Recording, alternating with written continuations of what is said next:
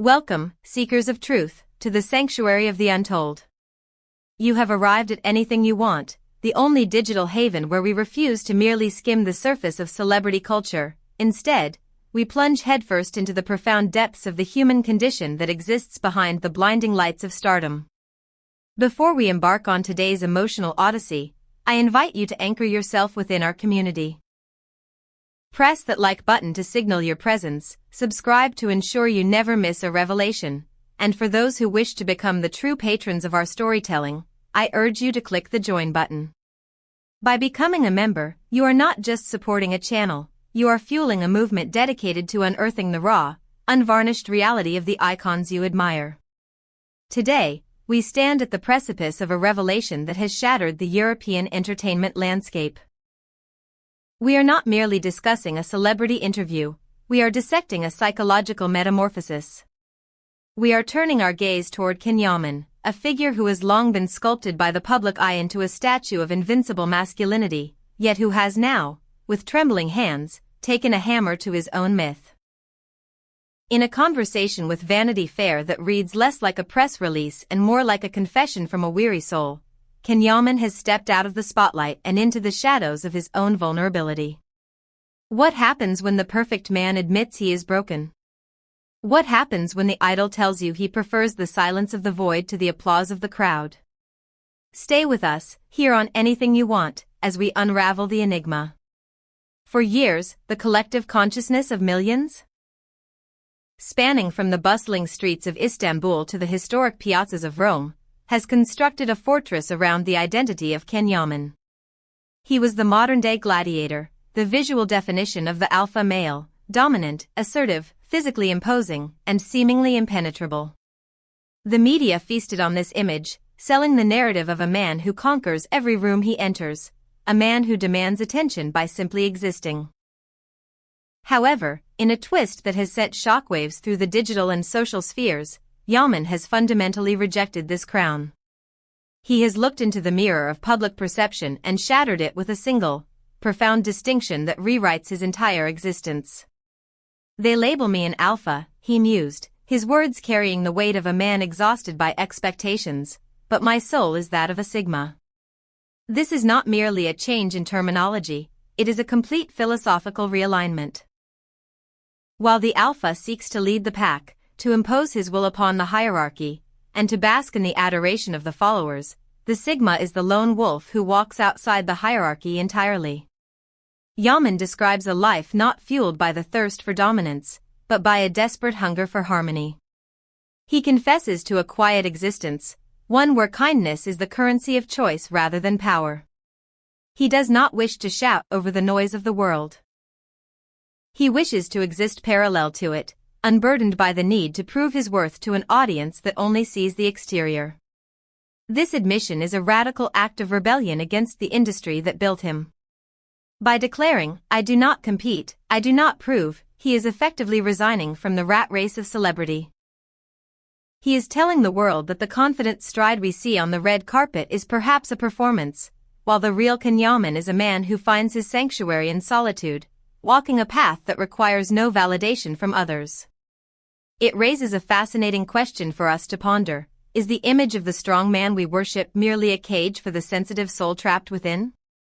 I turn this question to you, the insightful viewers of Anything You Want. Does hearing Yaman reject the alpha label change how you view him? Do you find a man more attractive when he commands the room, or when, like a sigma, he possesses the quiet confidence to walk alone?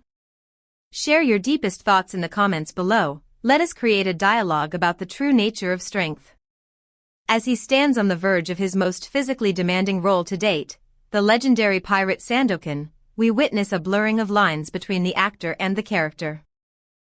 For 5 arduous years, Yaman has sculpted his body and sharpened his skills for this role, but the preparation has transcended mere physical training, it has become a spiritual pilgrimage. Sandokan is not just a fictional hero to be played, he is a vessel for Yaman's own internal turbulence.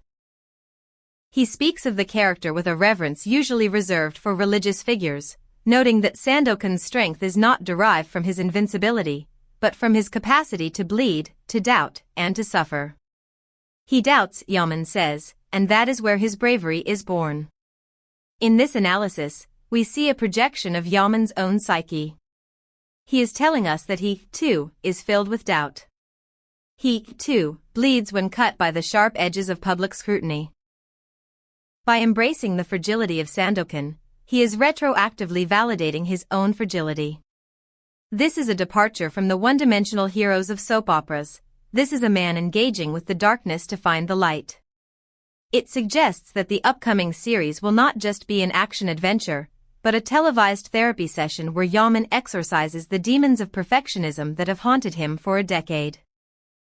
He is signaling to his audience that true heroism is not the absence of fear, but the willingness to move forward while trembling. When the conversation inevitably drifts toward the volatile waters of romance, the atmosphere of the confession shifts from philosophical to deeply intimate.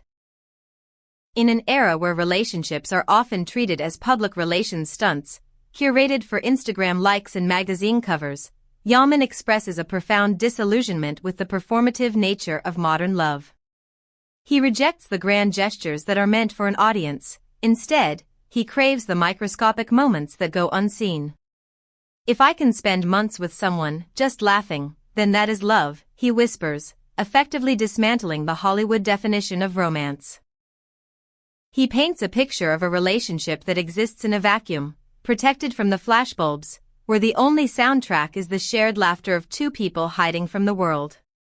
For Yaman, solitude is not a sentence to be endured, it is a reward.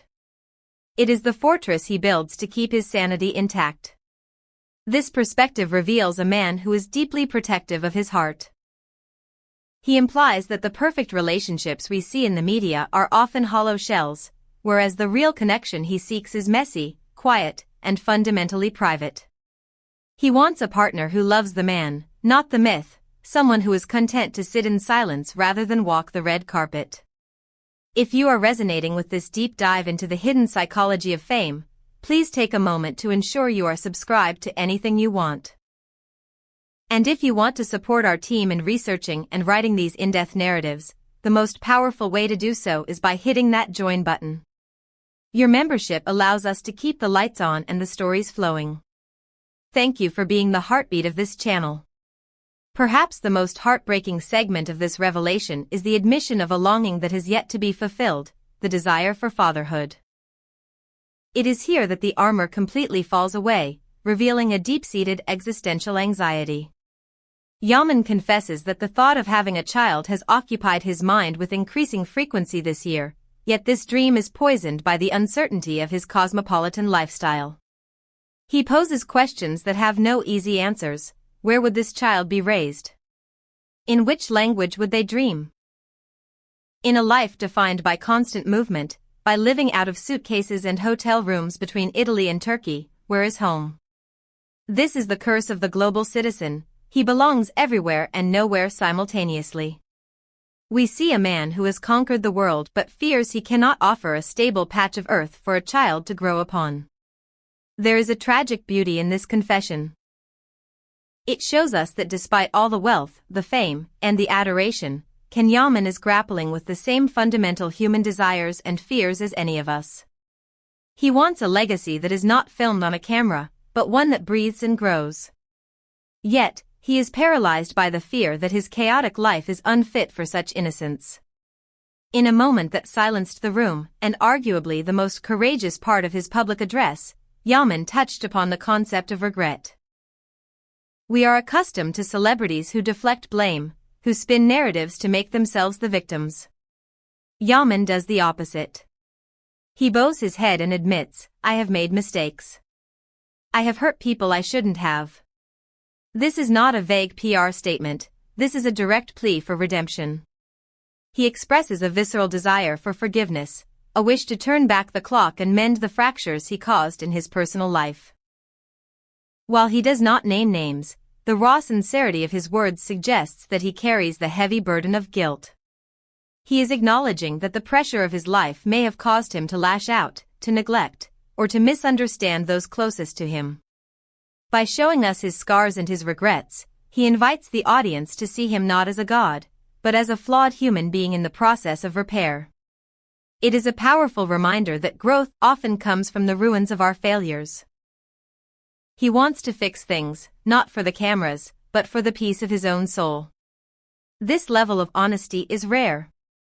Do you believe that public figures owe us an apology for their personal mistakes, or is their private life none of our business?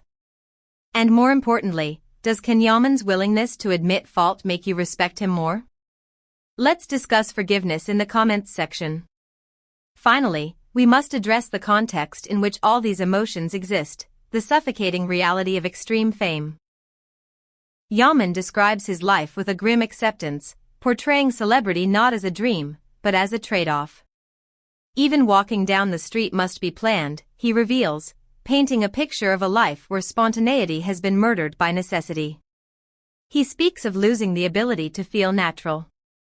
Every movement is watched, every word is analyzed, every glance is photographed. He is a prisoner of his own success. Yet, remarkably, he refuses to play the victim. I chose this life, he asserts with stoic resolve. He accepts the loss of freedom as the price of his artistic expression. He understands that the adoration of millions comes with the caveat of never truly being free.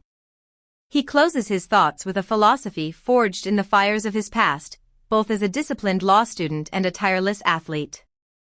A beautiful face means nothing, he declares. If you don't work, you are nobody. This is his final rebuttal to those who dismiss him as merely a handsome face. He is reminding the world that his empire was built on sweat, intellect, and resilience, not just genetics. He has fallen, yes. He has been bruised, yes. But the act of rising again is what defines him. As the dust settles on this extraordinary interview, one thing becomes undeniably clear. The Yaman we thought we knew, the untouchable idol, the romantic comedy prince, is gone. In his place stands a man who is infinitely more complex, deeply scarred, and beautifully human. He is a Sigma male seeking silence in a noisy world, a potential father looking for a home, and a sinner seeking redemption. He has told us that time will reveal who he truly is, and that he is willing to wait. But perhaps, with this interview, the wait is over. We have seen the man behind the mask, and he is far more fascinating than the myth ever was. Thank you for journeying with us through this emotional landscape here on Anything You Want. If this deep dive touched your heart or opened your eyes, please leave a like and share this video with fellow fans. We are curious, which Turkish star should we decode next? Who else is hiding a universe of emotion behind a perfect smile? Tell us in the comments, and we will heed your call. And finally, a reminder to click that join button to support independent, deep dive storytelling. Until the next story unfolds, remember, everyone has a story, and here, we listen to anything you want.